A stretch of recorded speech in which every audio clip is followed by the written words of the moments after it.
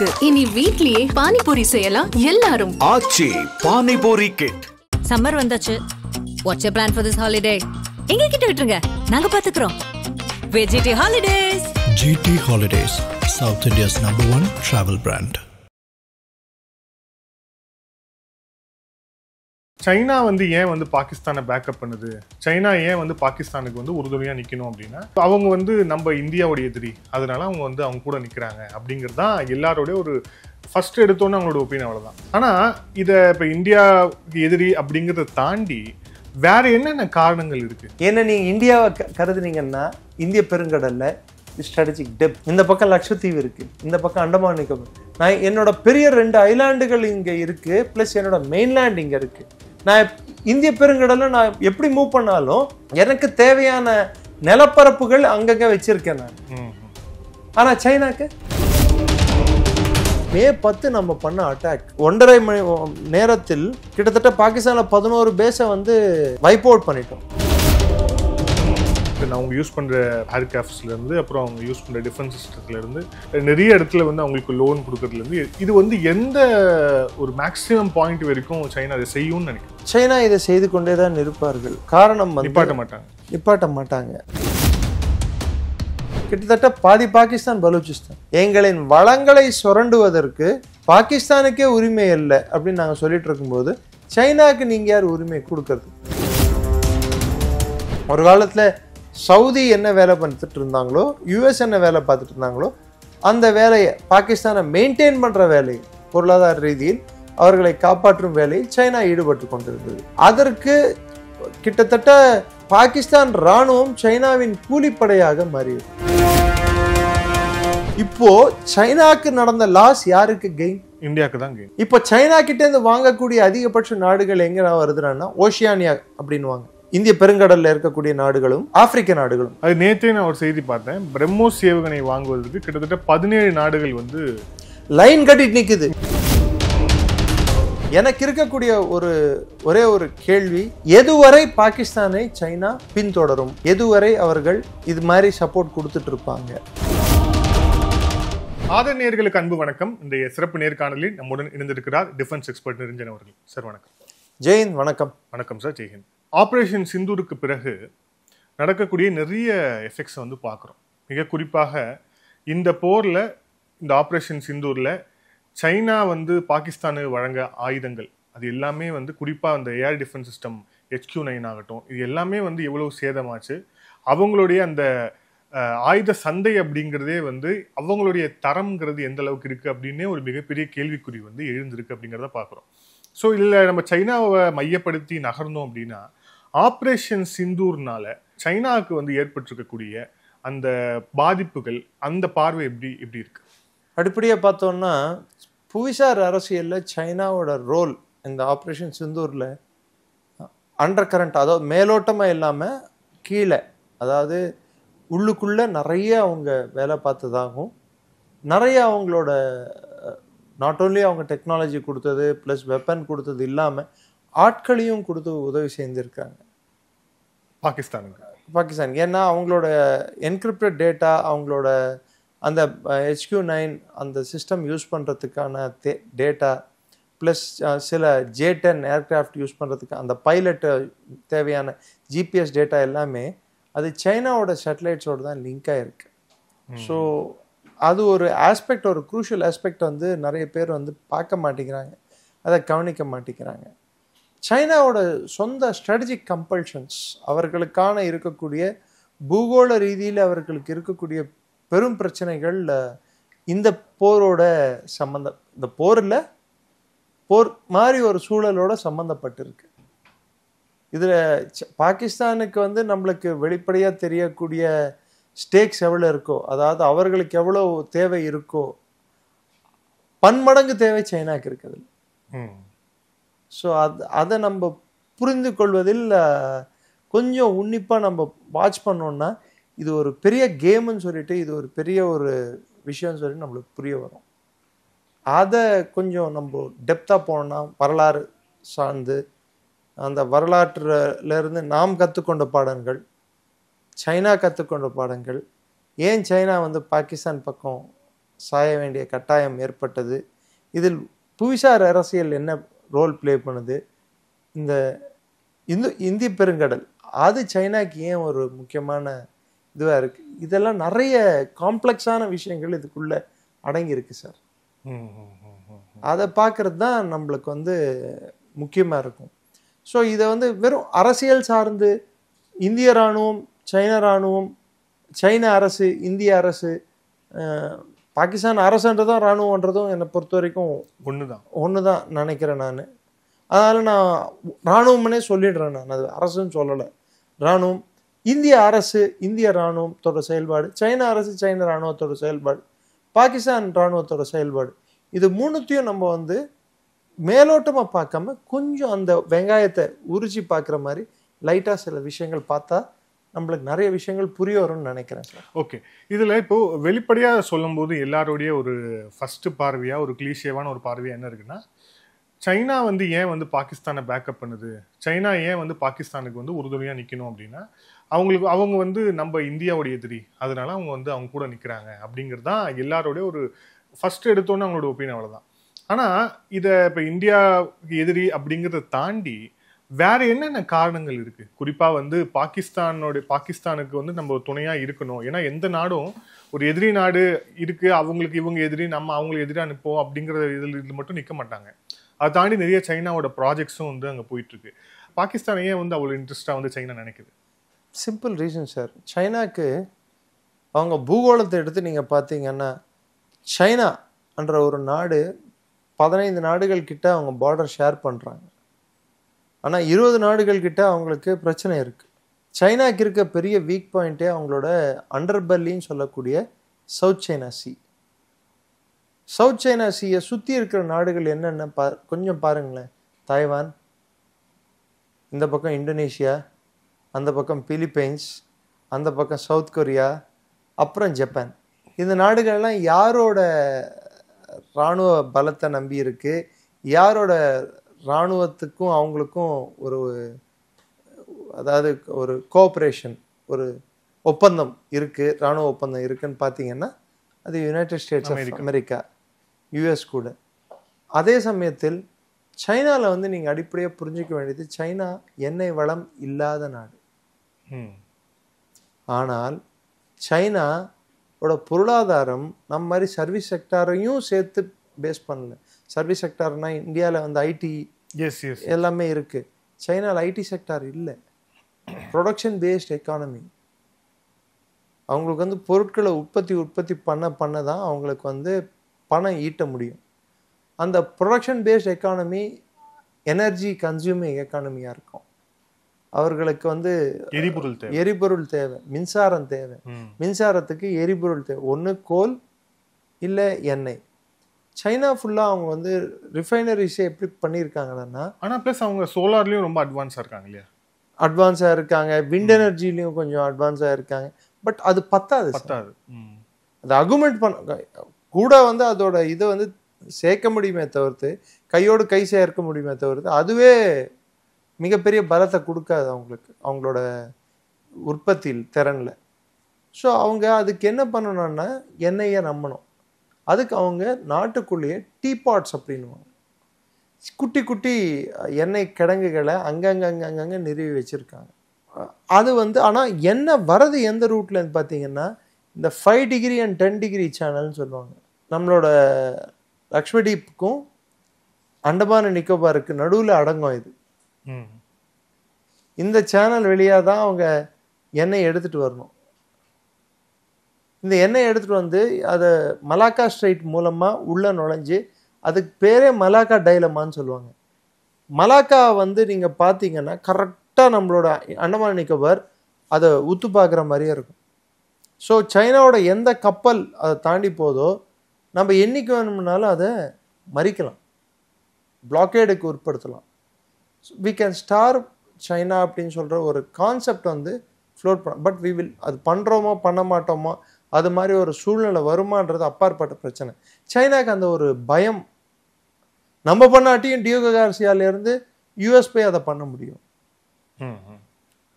So சைனாவோட அந்த நிரந்தர சப்ளை லைன்ன்றது வந்து ஒரு அவர்களை பொறுத்தவரை அதை அச்சமூட்டும் விதத்தில் தான் இருக்கு. இன்னொன்று ஒரு அடிப்படை புரிதலுக்காக சொல்கிறேன். இந்திய பெருங்கடலில் ஆப்ரேட் பண்ணுறதுன்றது அது இயல்பு. சைனா இந்திய பெருங்கடலில் ஆப்ரேட் பண்ணுறதுன்றது வந்து கொஞ்சம் வித்தியாசமான ஒரு சூழ்நிலை அவங்களுக்கு. அது நீங்கள் எப்படின்னு பார்த்தீங்கன்னு கொஞ்சம் யோசிங்க. அவன் ஆப்ரேட் பண்ணுறது பல ஆயிரம் கிலோமீட்டர் அவனோட நிலப்பரப்பை தள்ளி இந்திய பெருங்கடலில் அவன் ஆப்ரேட் பண்ணணும்.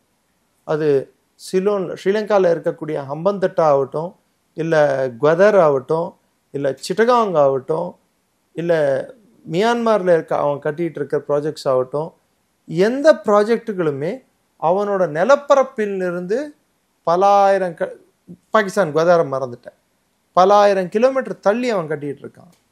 ஸோ அவனோட ஒரு கப்பல் படை உடனே அவனுக்கு தேவைப்பட்டால் ரெஸ்பாண்ட் பண்ணுறதுக்கு டைம் கம்மி. ஏன்னா நான் ஏற்கனவே சொன்ன அந்த மலாக்கா ஸ்ட்ரைக்ன்ற சோக் பாயிண்ட்டை அந்த இடத்துல நம்மளோ இல்லை யூஎஸ்ஓ யாராக இருந்தாலும் அதை அந்த பிளாக் பண்ணாங்கடான்னா சைனா அவங்களுக்கு ரீசப்ளை பண்ண முடியாது, அவங்களோட கப்பல் படை உள்ள வர முடியாது, அவங்களுக்கு தேவையானது கொடுக்க முடியாது. அதே சமயங்கள் இந்த நாடுகள் பாகிஸ்தான் தவிர்த்து மற்ற எல்லா நாடுகளும் ஒரு விதத்திலேயாவது இன்னொரு விதத்தில் இந்தியாவை நேராக பகச்சிக்கக்கூடிய தன்மையை கொண்ட நாடுகள் அல்ல. 80% ஆஃப் த சைனீஸ் ஆயில் இங்கே தான் பாஸ் ஆகுது. அவனோட பொருளாதாரம் ஏற்கனவே நான் சொன்ன மாதிரி உற்பத்தி சார்ந்த பொருளாதாரம், அதுக்கு எரிபொருளும் தேவை. ஸோ அவனோட கான்செப்ட் என்ன, அவன் எரிபொருள் சீலேன்ஸ் ஆஃப் கம்யூனிகேஷன் அப்படின்னுவோம். அந்த அந்த போகக்கூடிய அந்த கப்பல்கள் இருக்கு இல்லையா, அதுக்கு தங்கு தடையற்று அது போய் அந்த டெஸ்டினேஷன் சைனாவை போய் சேர்றதுக்கு அவனுக்கு அங்கங்கே ஒரு போர்ட் தேவைப்படுது, அங்கங்கே ஒரு பாயிண்ட், அதுக்கு தேவையான இது ரிப்பேர் பண்ணுறதுக்கோ இல்லை அவங்க தங்கறதுக்கோ இல்லை பல்வேறு காரணங்களுக்கு அங்கங்கே ஒரு சின்ன ஒரு பேஸ் அவன் ஆரம்பிச்சிட்டு இருக்கான். இதை நம்ம வந்து சொல்கிறது வந்து ஸ்ட்ரிங் ஆஃப் பேர்ல்ஸ் அப்படின்னும். ஃபார் எக்ஸாம்பிள் இப்போ இலங்கையில் இருக்கக்கூடிய ஹம்பந்தோட்டா, குவதாரு, சிட்டகாங்கு இதெல்லாம் வந்து ஸ்ட்ரிங் ஆஃப் பேர்ல்ஸ்ன்னு சொல்லுவோம். அவன் இந்தியாவை சுற்றி வளைக்கிறான். சரி, சுற்றி வளைக்கிறான். நீங்கள் நான் உங்களை ஒரு விஷயம் கேட்குறேன், இப்படி கை நீட்டு, நீங்கள் நீட்டுங்க, சும்மா கொஞ்சம் அவரை நீட்டு சொல்லுங்க, சும்மா அவர் நீட்டு சொல்லுங்க. நீட்னா பத்தாது. இது ஸ்ட்ராட்டஜிக் டெப்த், அது ஓவர் ரீச். என்ன நீங்க சைனாவா கருதுனீங்கன்னா நான் ட்ரை பண்றது ஸ்ட்ராட்டஜிக் ஓவர் ரீச். என்ன நீங்க இந்தியாவை கருதுனீங்கன்னா இந்திய பெருங்கடல்ல ஸ்ட்ராட்டஜிக் டெப்த். இந்த பக்கம் லட்சத்தீவு இருக்கு, இந்த பக்கம் அண்டமான் நிக்கோபார். நான் என்னோட பெரிய 2 ஐலாண்டுகள் இங்க இருக்கு, பிளஸ் என்னோட மெயின்லேண்ட் இங்க இருக்கு. நான் இந்திய பெருங்கடல்ல நான் எப்படி மூவ் பண்ணாலும் எனக்கு தேவையான நிலப்பரப்புகள் அங்கங்க வச்சிருக்கேன் நான். ஆனா சைனாக்கு ஸோ அவனோட மூவ்மெண்ட் வந்து ரெஸ்ட்ரிக்டட் சார். அவன் எப்பயுமே ஒரு அச்சுறுத்தல் தான் அவங்க வாழ்ந்துட்டு இருக்காங்க. அந்த அச்சுறுத்தல்லேருந்து வெளியே வர்றதுக்கு அவங்க ஏற்படுத்தப்பட்ட ஏற்பாடு தான் இந்த பெல்ட் அண்ட் ரோடு இனிஷியேட்டிவ். அதில் ஒரு பகுதி தான் இந்த சிபெக். நான் மறந்துடக்கூடாது, 1962 நாம் தோத்த உடனே பாகிஸ்தான் என்ன பண்ணால் 5000 ஸ்கொயர் கிலோமீட்டர் நிலப்பரப்பு இருக்கக்கூடிய ஷக்ஸ்காம் வேலி அப்படின்ட்டு ஒரு வேலியை சிங்ஜியாங் ப்ராவின்ஸுக்கு சைனாவுக்கு வந்து லீஸுக்கு கொடுத்துட்டான். இந்த லீஸை இன்னைக்கும் நம்ம எதிர்த்துட்டு இருக்கோம். அந்த பாகிஸ்தான் கொடுப்பதற்கு அதிகாரமும் இல்லை, சைனா வாங்குவதற்கு அதுக்கு அதிகாரமும் இல்லைன்னு சொல்லிட்டு நம்ம சொல்லிட்டு இருக்கோம். ஏன் பாகிஸ்தான் கொடுப்பதுக்கு அதிகாரம் இல்லைன்னா POK itself is a disputed territory. Correct. நீயே அத்துமீறி நுழைஞ்சிருக்க, அதை நீ சப்லீஸ் விடுறதுக்கு யாரு? அதுதான் நம்ம சொல்லக்கூடிய இது. ஆனாலும் ஷக்ஸ்காம் வேலியில் அவங்க ப்ரெசன்ஸ் இருக்கு. இப்போ சைனாவோட ரோடு எடுத்துக்கிட்டிங்கன்னா டிபெட் பக்கத்துலேயே பேரலா நம்ம இமாலயா, லோயர் இமாலயாஸ் அந்த பக்கத்துல இருந்து A219 ஹைவே அப்படின்னுவாங்க. அந்த ஹைவே தான் அப்படியே போய் காரக்கோரம் பாஸ் வழியாக போய் திரும்பி பலூச்சிஸ்தானில் நுழைஞ்சு குவதார் வரைக்கும் போகும். அதே மாதிரி அவங்களோட எண்ணெய் ரூட்டுகளும் சென்ட்ரல் ஏஷியா நாடுகள்லேருந்து, மத்திய ஆசிய நாடுகள்லேருந்து எண்ணெயை வந்து அப்படியே உள்ளே எடுத்துகிட்டு வந்துட்டு திரும்பி சைனாக்கு எடுத்துகிட்டு வரும். இது எல்லாமே எங்க சோக் பாயிண்டா வந்து நிக்குதுன்னா காஷ்மீர் என்ற அந்த பகுதியில வந்து அவங்களால கட்ட முடியல. காஷ்மீர் அவங்க கட்டுப்பாட்டுக்கு வரல. அவங்க கட்டுப்பாட்டுக்கு வரலையோ இல்ல பாகிஸ்தான் கட்டுப்பாட்டுக்கு போகலையோ, ரெண்டுமே கிட்டத்தட்ட ஒரே மைய கருத்து தான். நான் இதுக்கு முன்னாடி கடல்ல அவங்களுக்கு இருக்கிற பிரச்சனை எக்ஸ்பிளைன் பண்றேன். இப்போ நிலப்பரப்புல இருக்கக்கூடிய அவங்களுக்கு இருக்கக்கூடிய கம்பல்ஷன் நான் எக்ஸ்பிளைன் பண்றேன். அப்ப சைனா வந்து எந்த மாதிரியான ஒரு முன்னேற்பாடுகளை அவங்க எடுக்குண்டான்னா, இந்தியாவை எப்படி கவுண்டர் பண்றது, கடல்ல வந்து இந்தியாவை சோக் பண்றதுக்கான சான்சஸ் என்ன, அப்படி சான்சஸை பார்த்தா கடல் வழியா அவங்களால என்ன பண்ணாலும் ஒரு கட்டத்துக்கு மேல அவங்களால சோக் பண்ண முடியாது. ஆனா நிலப்பரப்புல இந்த பிஓகே பிளஸ் அவங்க பிடித்து வச்சிருக்கிற அக்ஸைச்சன் மூலமா, இந்த ஷக்ஸ்காம் வேலி மூலமா அவங்களால ஏதாவது ஒரு கனெக்டிவிட்டி ஏற்படுத்த முடியும்னு சொல்றது சைனா திட்டவட்டமா நம்புது.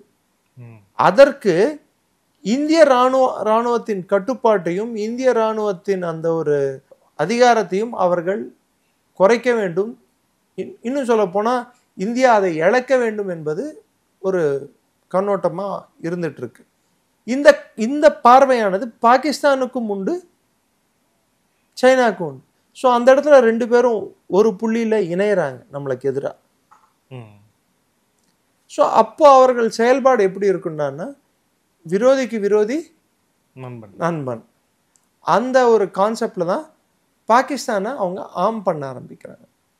எனக்கு என்னன்னா, இப்போ இது வந்து எந்த லெவல் வரைக்கும் போகும்னு நினைக்கிறீங்க? ஏன்னா இப்போ வந்து அவங்க வந்து ஆயுதம் கொடுத்துட்டு இருக்கிறாங்க. இப்போ அவங்க யூஸ் பண்ற ஏர்கிராஃப்ட்ஸ்ல இருந்து, அப்புறம் அவங்க யூஸ் பண்ற டிஃபென்ஸ் சிஸ்டத்துல இருந்து, நிறைய இடத்துல வந்து அவங்களுக்கு லோன் கொடுக்கறதுல இருந்து, இது வந்து எந்த ஒரு மேக்ஸிமம் பாயிண்ட் வரைக்கும் சைனா அதை செய்யும்னு நினைக்கிறீங்க? சைனா இதை செய்து கொண்டே தான் இருப்பார்கள்.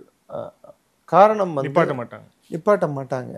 சைனாக்குன்னு ஒரு ஸ்ட்ராட்டஜிக் ஆம்பிஷன் இருக்கு, ஒரு பொலிட்டிக்கல் ஆப்ஜெக்டிவ் இருக்கு. எது வரைக்கும் இது நடக்கும்டான்னா, பலூச்சிஸ்தானோ இல்லை பாகிஸ்தான் மற்ற மாகாணங்கள், இன்று இருக்கும் பாகிஸ்தானை இருக்கிற வரைக்கும் அது நடக்கும். அது இல்லாமல் போனால் சைனாக்கு வந்து ஒரு நாடிடமல்ல பல நாடுகளிடம் அவர்கள் பேச்சுவார்த்தை நடத்த வேண்டிய கட்டாயம் ஏற்படும். அப்ப அது அவர்களுக்கு மிகப்பெரிய பின்னடைவா மாறக்கூடும். உதாரணத்துக்கு பலூச் ப்ராப்ளம்ல பாகிஸ்தான் ராணுவத்தை எவ்வளவு தூரம் அவங்க தாக்குறாங்களோ அதே அளவுக்கு தான் சைனாவையும் தாக்கிட்டு இருக்காங்க. கரெக்ட். பலூச்சிக்களை பொறுத்த வரைக்கும் பாகிஸ்தானே அத்துமீறி அங்கே நுழைந்த ஒரு படையை தான், ஒரு அரசாங்கத்தை தான் அங்கே பார்த்துட்டு இருக்காங்க. அதுக்கு அங்கீகாரம் இல்லை அவங்கள பொறுத்த வரைக்கும். இது மீரியார் பலூச்சோட ஸ்டேட்மெண்ட் ஆகட்டும், இல்லை மெஹரங் பலூச் கடந்த 3 மாத காலமாக அவங்கள ஜெயிலில் வச்சிருக்காங்க, அவங்களாகட்டும், எல்லாரோட கருத்துக்களையும் நீங்க எடுத்து பார்த்தீங்கன்னா, அக்தர் மேங்கல் எல்லாரோட கருத்துக்கள் எடுத்து பாருங்க. எல்லாரோட கருத்துக்களோட ஒரு மையப்புள்ளி என்னடான்னா, சைனாவை பாகிஸ்தான் வந்து பலூச்சிஸ்தான்ல எடுத்துட்டு வந்து ஒரு தவறு செய்து விட்டது அப்படின்னு பல பலூச்சி தலைவர்களும் பலூச்சி போராட்ட வீரர்களும், அதாவது அங்கே இருக்கக்கூடிய போராட்ட குழு தலைவர்களும், அறவழி போராட்டம் செய்யக்கூடிய மெஹரான் பலூச், இவங்க எல்லாமே கூட அதை தான் அவங்களோட கருத்தா முன்வைக்கிறது. எங்களின் வளங்களை சுரண்டுவதற்கு பாகிஸ்தானுக்கே உரிமை இல்லை அப்படின்னு நாங்கள் சொல்லிட்டு இருக்கும்போது, சைனாக்கு நீங்க யார் உரிமை கொடுக்கறது? அங்கே தங்கம் இருக்கு, காப்பர் இருக்கு, ஆயில் இருக்கு, கேஸ் இருக்கு. இந்த எங்க வளங்கள் எங்களுக்காக, அதை சுரண்டி நீ சைனா கொடுக்கறதுல அப்போ நாங்க என்ன பண்றது? எங்களுக்கு என்ன நியாயம் கிடைச்சிருக்கு? ஏன்னா ஒண்ணு புரிஞ்சுக்கோங்க, கிட்டத்தட்ட பாதி பாகிஸ்தான் பலூச்சிஸ்தான், அபோவ் 45% வந்து ஆல்மோஸ்ட் 43% 47% அது வந்து பலூச்சிஸ்தான் வந்து பாகிஸ்தானோட பெரிய மாநிலம், நிலப்பரப்பால், மக்கள் தொகையால் சின்ன மாநிலம். ஸோ ஆனால் அங்க வளங்கள் நிறைந்த மாநிலம் அதுதான். வெஸ்ட் பஞ்சாப் வந்து வளங்கள் இருக்கு. அந்த என்ன வளங்கள்னா விவசாயம் சார்ந்த வளங்கள், விளைநிலங்கள் அதிகமாக இருக்கு. சிந்து கிட்டத்தட்ட அதே மாதிரி தான். பட் பொருளாதார ரீதியில் பணம் பாகிஸ்தானுக்கு ஈட்டு கொடுக்கக்கூடிய ஒரு மாநிலம் உற்பத்தி திறன் மூலம், அது கனிம வளங்கள் மூலம் பலூச்சிஸ்தான். ஸோ இதை சைனா கொடுக்கறத அவங்க அறவே வெறுக்கிறாங்க. குறிப்பிட்டு குவாதார் போர்ட்டை கொடுத்தது வெறுக்கிறாங்க. அதுக்கு அவங்க எதிர நிற்கிறாங்க. இந்த சூழ்நிலை இவங்க சைனா பாகிஸ்தானை பொறுத்த வரைக்கும் அவங்க எடுப்பார் கைப்பிள்ளை மாதிரி சில நேரத்தில் அமெரிக்காவுக்கு கைப்பிள்ளையாக இருந்திருக்காருங்க. இப்போ சைனா வந்து அவங்களுக்கு பணம் கொடுக்க ஆரம்பித்த உடனே, இந்த சிபெக் மூலம் பணம் கொடுக்க ஆரம்பித்த உடனே அவங்களோட லாயலிட்டி முழுமையாக சைனாவிடம் சாய ஆரம்பித்தது. இந்த காலகட்டமானது கிட்டத்தட்ட நம்ம பார்த்தோம்னா 2008-9 அந்த பீரியட்ல இருந்து மெதுவாக பாருங்க. அதுவும் குறிப்பிட்டு சொல்லணும், ஒசாமா பின் லேடனை கொன்ற பிற்பாடு அமெரிக்க அரசாங்கமானது மெதுமெதுவாக அவர்களின் போக்கையும் அவர்களின் பாகிஸ்தானை பார்க்கும் தன்மையையும் மாற்றிக்கிட்டாங்க. அது டொனால்ட் ட்ரம்ப் போன வாட்டி அரசாங்கத்தில் வந்த பிற்பாடு பாகிஸ்தான் வந்து ஃபாரின் பாலிசி, அமெரிக்காவோட பாலிசியில் வந்து ஒரு 2ஆம் கட்ட நாடு என்ற அந்த அந்தஸ்தில் வந்துவிட்டது. அதே சமயம் இந்திய பொருளாதாரம் அது அந்த டைமில் வளர ஆரம்பித்தோடனே இந்தியா கிட்ட வியாபாரம் பண்ணுமா இல்லை பாகிஸ்தானை மெயின்டைன் பண்ணுமா அப்படி பார்க்கும்போது வியாபாரம் எனக்கு இந்தியா கிட்ட இருக்குது தவிர்த்து பாகிஸ்தான் கிட்ட இல்லை அப்படின்னு ஒரு முடிவுக்கு வந்தாங்க. அதே டைம் தான் பெல்ட் அண்ட் ரோடு இனிஷியேட்டிவ் 2013-15 காலகட்டத்தில் தான் அது வருது. அப்போது அமெரிக்கா எதை கைவிடுகிறார்களோ அதை சைனா கையில் எடுக்கிறது பாகிஸ்தான். ஆனால் அமெரிக்காவோட கவனம் எல்லாம் தீவிரவாதத்தை நோக்கி இருந்தது, ஆப்கானிஸ்தான் நோக்கி இருந்தது. ஆனால் சைனா கவனம் ஆப்கானிஸ்தான் மேலே இல்லை, ஜஸ்ட் நேர்மாறா பலூச்சிஸ்தான் மேலே இருக்கு. ஏன்னா அவர்களுக்கு அரேபிய கடல் மூலம் வங்கக்கடலை ரீச் ஆக முடியுமா? அவர்களோட எண்ணெய் தேவை வந்து Iran one of the major suppliers to China. மற்ற அரபு நாடுகள்லேருந்து வரக்கூடிய எண்ணெயை வந்து வெதர் போர்ட் மூலம் பம்ப் பண்ணி, ரிஃபைனரி மூலம் அங்கே இருக்கக்கூடிய பம்பிங் ஸ்டேஷன் பம்ப் பண்ணி இந்த அவங்க வச்சிட்டு இருக்காங்க பாருங்க பிஓகே, அதில் பாஸ் ஆகி ஷாஸ்காம் வேலி போய் சிங்ஜியாங் ப்ராவின்ஸ் மூலமாக சைனாவை சென்று அடையுமா? நிலப்பகுதியில் எண்ணெய் எடுத்துட்டு வர சூழல் இல்லாத ஒரு கட்டம் எட்டினால் இது ஆல்டர்னேட் ரூட்டா அவங்க 2 ரூட்டையும் வச்சுக்க முடியும். அப்போ அதிக இப்படியும் எண்ணெய் வரத்துக்கு வாய்ப்புண்டு, அப்படியும் வரத்துக்கு வாய்ப்புண்டு. ஸோ நாங்கள் சேஃபர் சைடு இருக்கலாம்னு சொல்லிட்டு அவங்க யோசிச்சாங்க. அதன் விளைவுகள் என்னடான்னா, பாகிஸ்தானுக்கு வந்து $40 பில்லியன் கொடுத்தது, அவங்க இராணுவ ஆட்சிக்கு பல்வேறு கட்டங்களில் பின்னாடி இருந்து செயல்பட்டது.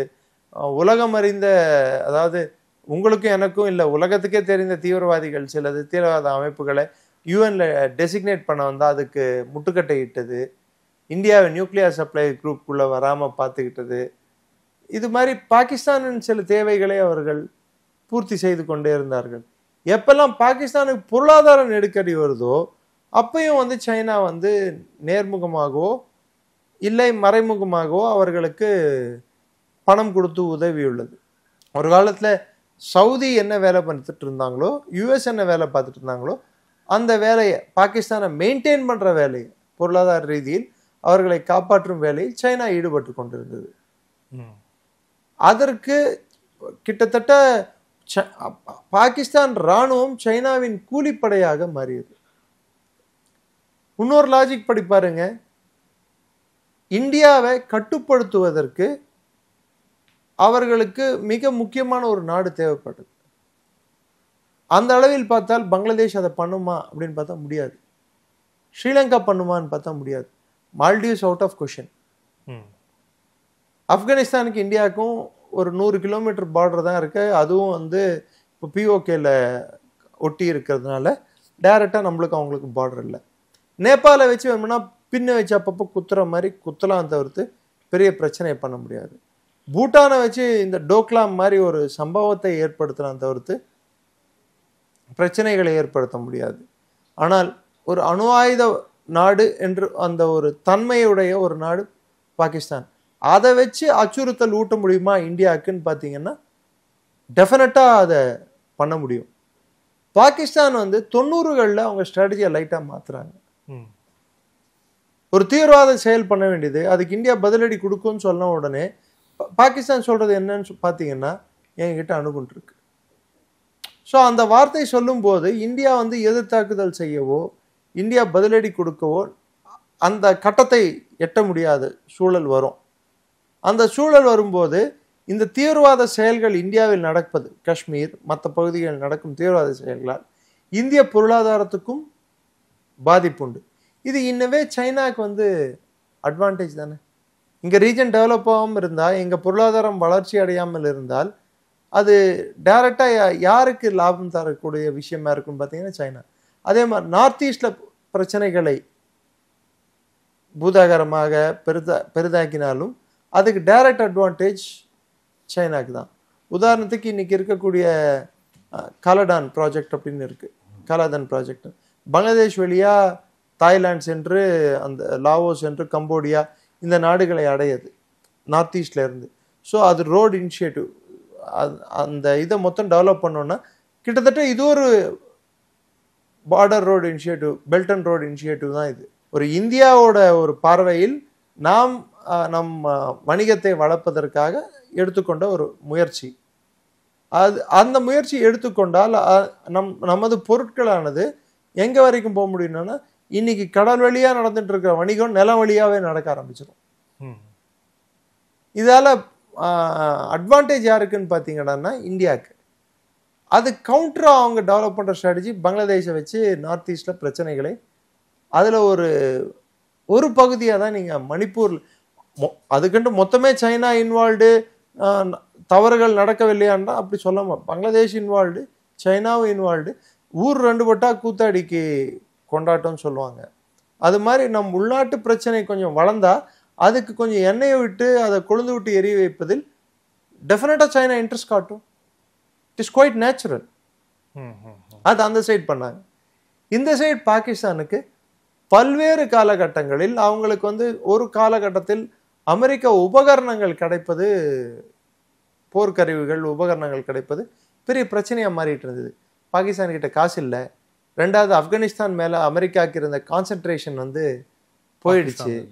ஸோ அவன் இவனுக்கு வெப்பன் கொடுக்க வேண்டிய கட்டாயம் என்ன? ஸோ அப்பொழுது பாகிஸ்தான் திரும்பிய சைனா பக்கம். அப்போ சைனா வெப்பன்ஸ் கொடுக்க ஆரம்பிச்சது. பட் இங்கே இருக்கக்கூடிய ஒரு மேஜர் கிளிச் அப்படின்னு பார்த்தீங்கன்னா, அந்த வெப்பனை ஆப்ரேட் செய்யும் தன்மை பாகிஸ்தானுக்கு இல்லை. ஏன்னா சைனாவோட சொந்த சேட்டலைட்ஸ் இருக்கு, பைடு சேட்டலைட்ஸ். எப்படி அமெரிக்காவுக்கு ஜிபிஎஸ்ஸோ சைனாவுக்கு சொந்தமாக இருக்குது, அதே மாதிரி இந்தியாவுக்கு இன்னைக்கு நாவிக் அப்படின்னு சொல்லிட்டு நம்மளும் வச்சுருக்கோம் சேட்டலைட்ஸ். இதை ஆப்ரேட் பண்ணக்கூடிய அந்த ஃப்ரீக்வன்சி அதெல்லாம் பாகிஸ்தானுக்கு தெரியக்கூடாதுன்னு அவங்க பார்த்துக்கிட்டாங்க. உங்ககிட்ட இருக்கும் வெப்பன் இருக்கும், ஆனால் ஆள் ஏன் ஆள். ஸோ அப்படி பார்த்துக்கிட்டாங்க. அதுக்கப்புறம் பல்வேறு ட்ரோனுக்கு கொடுக்கறது, பல்வேறு அட்வான்ஸ் ரேடார் சிஸ்டம்ஸ் இதெல்லாம் கொடுத்துட்டு இருந்தாங்க. கிட்டத்தட்ட 80% ஆஃப் பாகிஸ்தானி வாங்கக்கூடிய போர் உபகரணங்கள் கடந்த ஒரு 10 ஆண்டுகளில் யாருதுன்னு பார்த்தீங்கன்னா சைனாது. சைனா $5.65 பில்லியன் கிட்ட இன்னைக்கு போர் உபகரணங்கள் ஏற்றுமதி பண்ணிட்டு இருக்கு. அதில் கிட்டத்தட்ட 63% வாங்கக்கூடியது எந்த நாடுன்னு பார்த்தீங்கன்னா பாகிஸ்தான். ஸோ இவ்வளோ தூரத்துக்கு பாகிஸ்தான் சைனா மேலே டிபெண்டன்சி காட்டிகிட்டு இருக்கிறதுனால சைனா இந்த வாட்டி அவங்க இந்த சண்டை மூழ்றதுக்கு பின்புலமாகவும் அவங்க ஒரு விதத்தில் செயல்பட்டாங்க. அதுக்கு நம்ம எல்லாரும், நீங்கள் நான் எல்லாரும் ஏதோ ஒரு இடத்துல ஒரு சின்ன தப்பு பண்ணியிருக்கோம். காஷ்மீரில் ரீசெண்டாக ஒரு நியூஸ் வந்தது. $9.1 பில்லியன் அளவுக்கு காஷ்மீரில் எண்ணெய் இருக்கிறது அப்படின்னு ஒரு நியூஸ் வந்தது, பார்த்தீங்களா? Oil ONGC கண்டுபிடித்திருக்கிறது. காஷ்மீரில் நம்ம அன்டாப்டு ரிசோர்ஸ், அதாவது வெளியே எடுக்காமல் பூமிக்கு அடியில் இருக்கும் எண்ணெய் வளம் $9.1 பில்லியன் எண்ணெய்ன்னு சொல்லிட்டு, கச்சா எண்ணெய் ப்ளஸ் அதோடு சேர்த்து நிறைய பொருட்கள் வரும், கண்டன்சேட் அது இதுன்னு சொல்லிட்டு. ஸோ இது பாகிஸ்தானுக்கு என்ன மாதிரி ஒரு தோற்றத்தை சைனா உருவாக்கிச்சுறான்னா, நீ $130 பில்லியன் கடனில் இருக்கு. பல்வேறு வங்கிகள் கிட்ட இருந்து வாங்கின கடன், சைனா கிட்ட வாங்கின கடன் இல்லாமல் இதையெல்லாம் நீ திருப்பி கொடுக்கணுன்னா காஷ்மீர் மேலே நீ இன்னொரு போர் தொடுத்து காஷ்மீரை நீ உன் கைப்பற்றிக்கோ, காஷ்மீர் உங்ககிட்ட வர மாதிரி பார்த்துக்கோ, நான் பின்னடைந்து உனக்கு சப்போர்ட் பண்ணுறேன். அப்படி வந்தால் அந்த எண்ணெய் வளமானது நீ உனக்கு சொந்தமாகும், உன்னோட பொருளாதாரம் வளர்ச்சி அடையும். அப்போ எனக்கு என்ன தேவைடான்னா இந்த எண்ணெயை யூஸ் பண்ணக்கூடிய தன்மையில் நானும் இருப்பேன். சென்ட்ரல் ஏஷியாவிலேருந்து வர எண்ணெய்க்கு வரக்கூடிய பைப்லைனை என்னால் முழுமையடை செய்ய முடியும். ஸோ இந்த மொத்த கான்ஃப்ளிக்ட்ல இதுவும் ஒரு குறிக்கோளா இருந்திருக்கு. இப்போ இந்த நேர்காணல் இறுதியான கேள்வி, இப்போ இந்த ஆப்ரேஷன் சிந்தூருக்கு பிறகு அவங்களுடைய இந்த வெப்பன் சிஸ்டம் சம்பந்தமா அவங்களுடைய நீங்க சொன்னீங்க சைனா உற்பத்தி செய்யக்கூடிய அந்த ஆயுதங்கள் அப்படிங்கிறது, ஆயுதங்களை கிட்டத்தட்ட 60% மேல பாகிஸ்தான் 63% வந்து பாகிஸ்தான் வாங்குது அப்படின்ட்டு. ஸோ ஆனா இப்போ இந்த ஆப்ரேஷன் சிந்தூருக்கு பிறகு அவங்களுடைய பெர்ஃபார்மன்ஸ் படி பார்த்தோம் அப்படின்னா நேற்று அவங்களுடைய டிஃபென்ஸ் பாகிஸ்தானுடைய ஏர்ஃபோர்ஸை சேர்ந்தவரே ஒருத்தர் சொல்றாரு, ஸோ எந்த வகையில வந்து இந்த ஆப்ரேஷன் சிந்தூர்ல இந்திய ராணுவத்தால் நாம் பாதிக்கப்பட்டிருக்கோம் அப்படின்ட்டு அவரே வந்து ஒரு ஓப்பன் ஸ்டேட்மெண்ட்டாக சொல்லியிருக்கிறார். ஸோ இதுக்கப்புறம் சைனாவுடைய அந்த வெப்பன் அந்த சேல்ஸ் அப்படிங்கிறது அவங்களுடைய ஆயுத வியாபாரம்ங்கிறது எந்த அளவுக்கு வந்து பாதிக்கும் அப்படின்னு நினைக்கிறீங்க?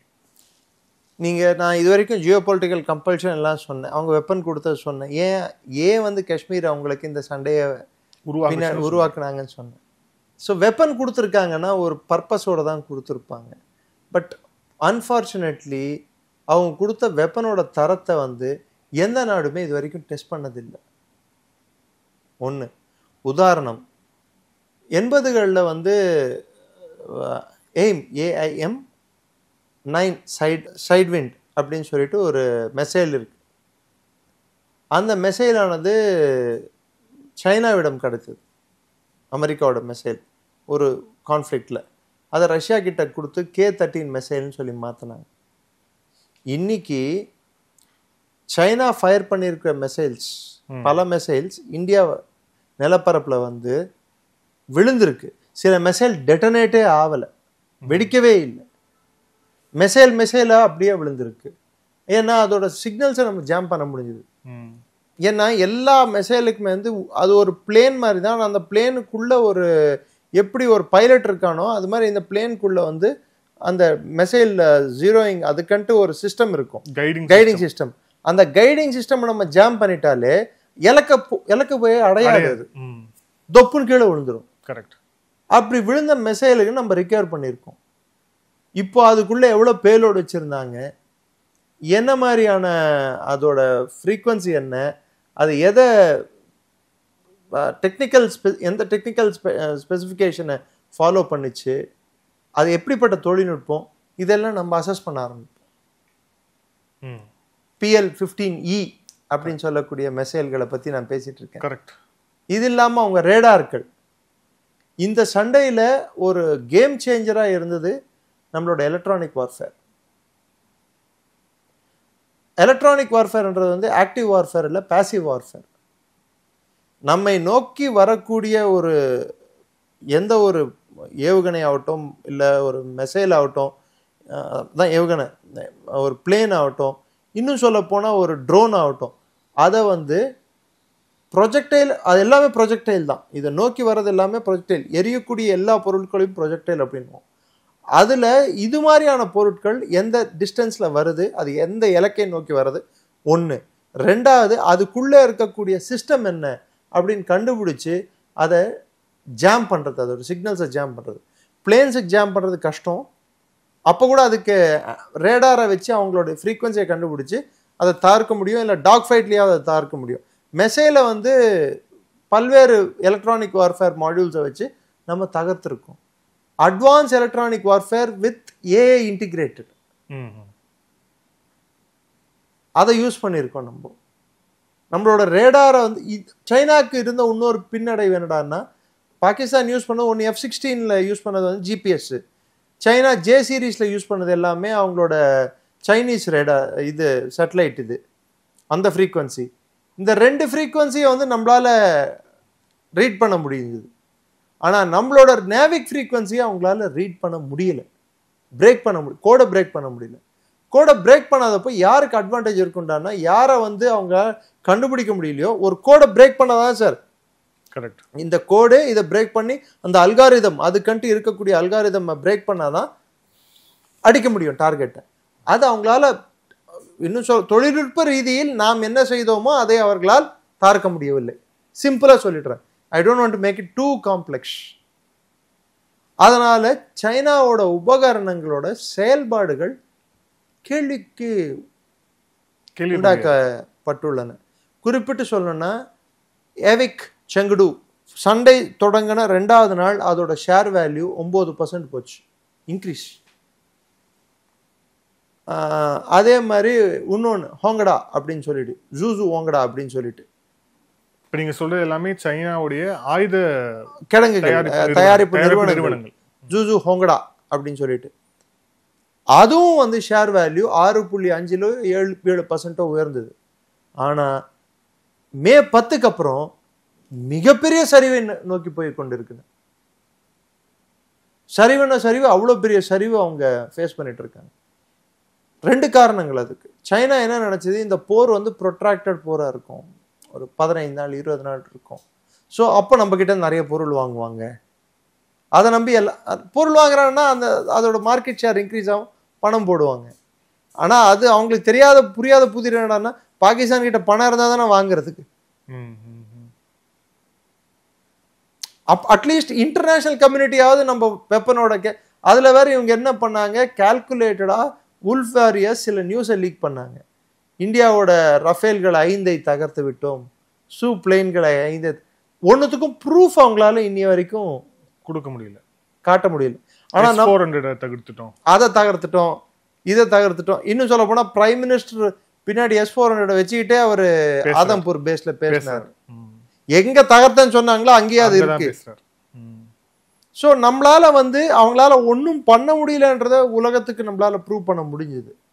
அதே மாதிரி அவங்க வெப்பன் சிஸ்டம் அந்த அளவுக்கு எஃபிஷியண்டா இல்ல அப்படிங்கறதும் அதுல ப்ரூவ் ஆயிடுச்சு. அவங்க வெப்பன் சிஸ்டம்னால டெலிவர் பண்ண முடியல. பேசிக் டிஃபென்சிவாவும் அவங்க ரேடார்ஸ் ஒர்க் பண்ணல, அஃபென்சிவாவும் அவங்களோட வெப்பன்ஸ் ஒர்க் பண்ணலன்னா ஒன்னும் என்ன தற்காத்து கொள்ளணும், இல்ல எதிரிய வந்து தகர்க்கடிக்கணும். ரெண்டுமே செய்யாம செயலிழக்கும் போது அப்ப என்ன உண்டானா அந்த நாட்டில் இருக்கக்கூடிய அந்த வெப்பன் மார்க்கெட் ஆனது டவுன் ஆக ஆரம்பிச்சது. இந்த வருடம் கடந்த நிதியாண்டு கிட்டத்தட்ட 21,000 கோடியில இருந்து 23,000 கோடி வரைக்கும் நம்மளோட வெளிநாட்டு எக்ஸ்போர்ட் வணிகம், நம்மளோட ஏற்றுமதி இருக்கும் அப்படின்னு சொல்றாங்க.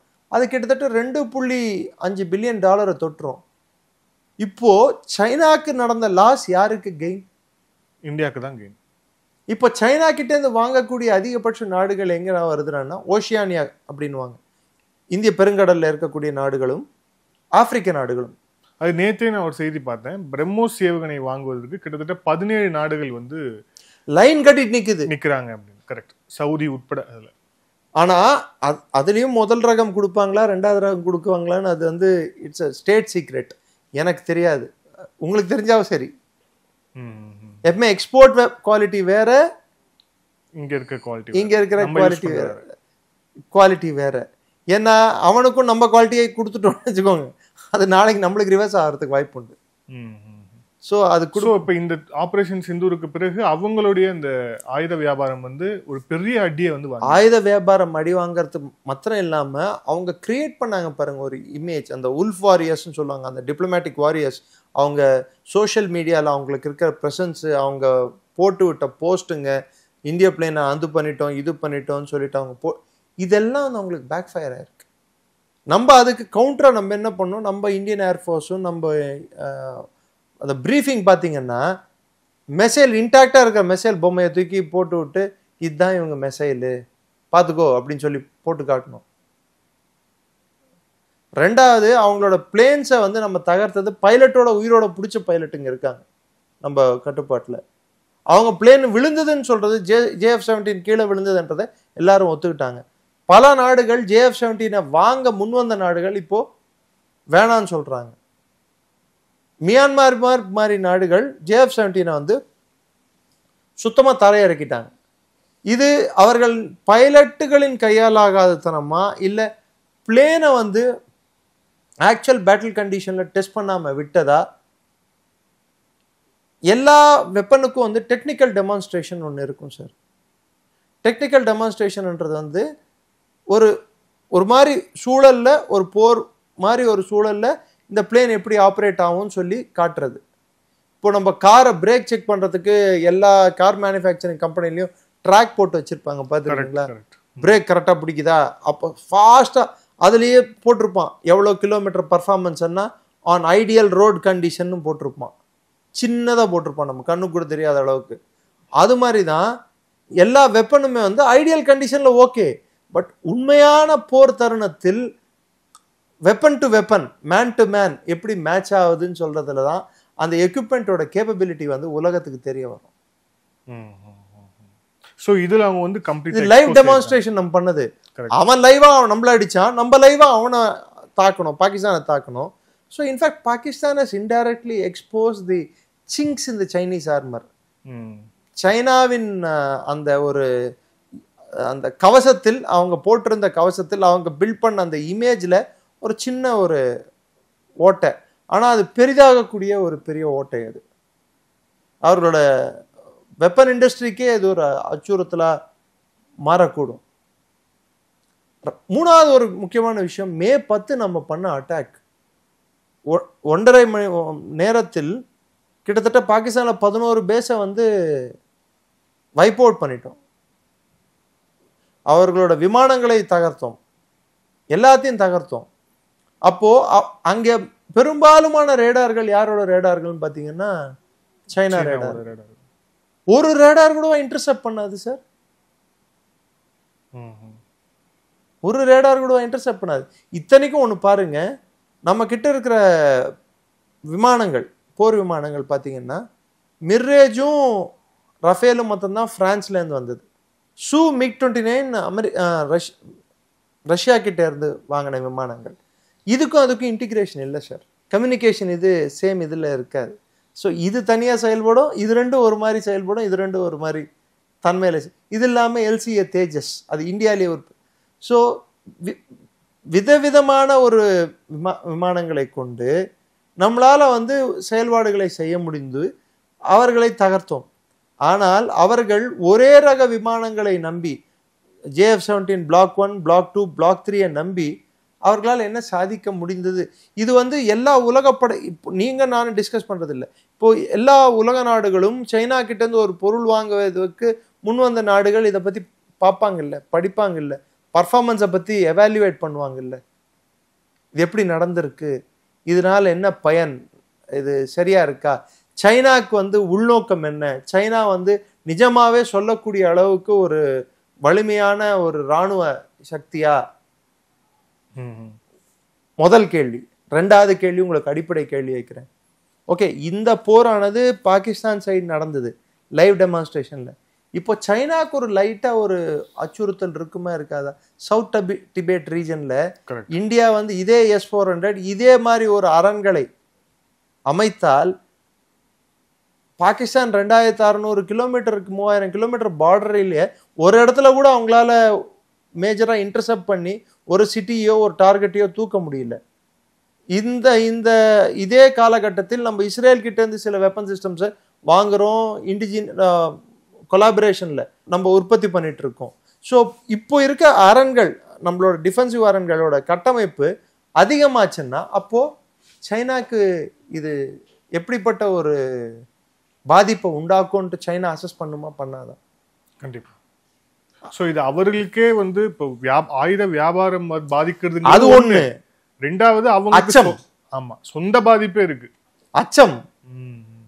இப்ப சைனா வந்து கல்வான் மாதிரியோ இல்ல இது மாதிரி ஒரு சம்பவங்கள் பண்ணும்போது what are the counter measures India may adapt?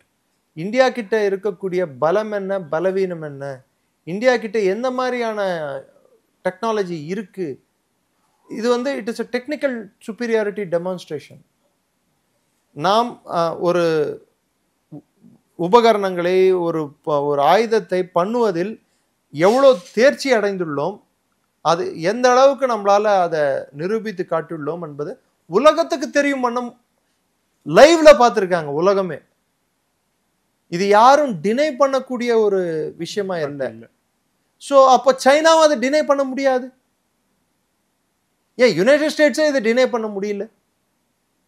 ஆனால் எனக்கு இருக்கக்கூடிய ஒரே ஒரு கேள்வி, எதுவரை பாகிஸ்தானை சைனா பின்தொடரும், எதுவரை அவர்கள் இது மாதிரி சப்போர்ட் கொடுத்துட்டு இருப்பாங்க அப்படிங்கிறது தான். Is Pakistan a dependable ally for China China considering பலூச்சிஸ்தானில் நடக்கும் பிரச்சனை, கைபர் பக்துன்வாவில் நடக்கும் பிரச்சனை.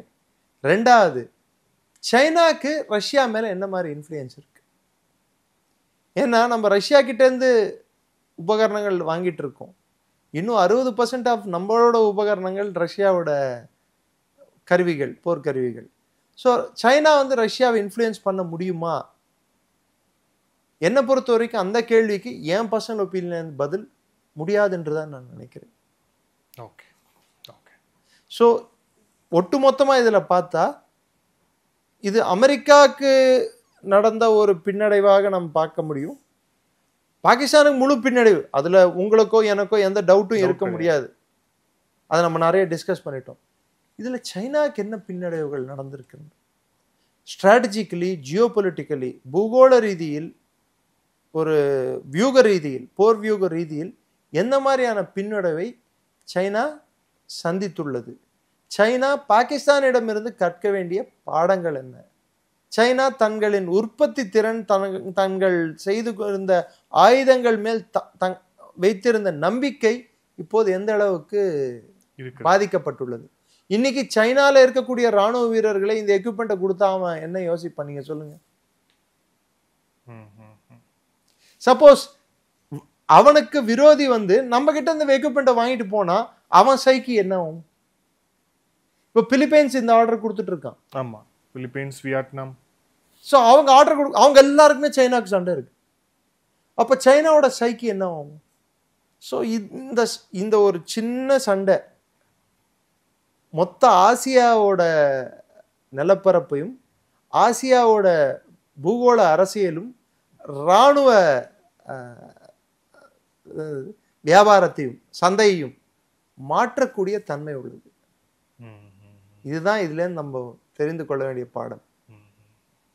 காஷ்மீரை பாகிஸ்தான் கைவசப்படுத்துவதற்கு சைனா பின்னின்று பின்புலமாக செயல்பட்ட ஒரு விஷயம். இது முன்ன வரல, பின்னின்று சில விஷயங்களை அவங்க செஞ்சாங்க. அது முற்றிலும் தோல்வி அடைந்துள்ளது. அவங்க செட் பண்ண ஆப்ஜெக்டிவ் ஹஸ் பீன் ஃபெயிலியர்.